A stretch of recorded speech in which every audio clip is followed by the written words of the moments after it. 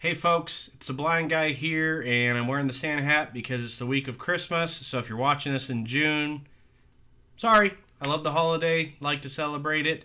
In this episode, we are taking a look at, in my opinion, the greatest guitar solo you've probably never heard. And this comes from a band called Shadow Gallery, which unfortunately also, in my opinion, got unfairly labeled as a Dream Theater knockoff. And I think a lot of that's because of their name, Dream Theater, Shadow Gallery.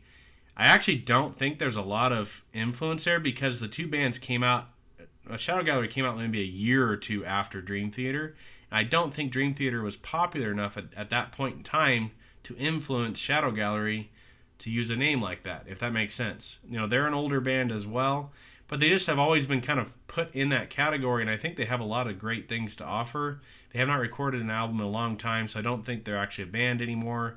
Their singer, Mike Baker, passed away over 10 years ago, and I think that they put out one more album after that, and then I think they maybe have stopped.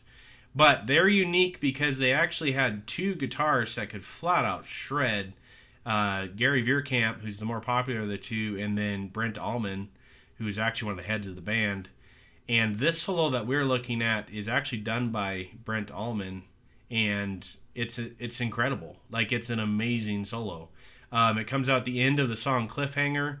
Now, I'm not a huge fan of Shadow Gallery for some reasons. Their vocals weren't always my favorite, and then their lyrics I always thought were kind of corny at times, which is also kind of a Dream Theater thing. Sorry, but that's the case. But there are times that musically they are just top notch. They know how to shred. They know how to write a lot of stuff in odd time, and they're just a really, really cool band to check out, especially their instrumental sections. So this is the end of the song Cliffhanger. I don't have a good enough ear to tell you what mode or scale this is in. I'm guessing because of the Middle Eastern flair, it's Phrygian dominant. If you know, and for sure, let me know in the comments below. But it's definitely something more exotic. And just while you're listening to this, pay attention to his right hand technique. To me, is incredible in this solo.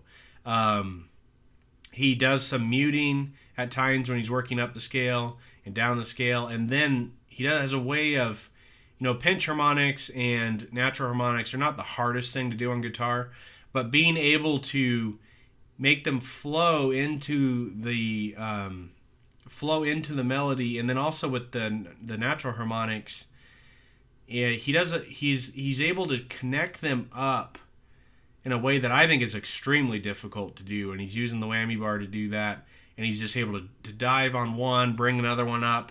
It's more of a Steve Vai type sound to it. But this solo it just rocks. I'll put this song on just to listen to the end of this thing.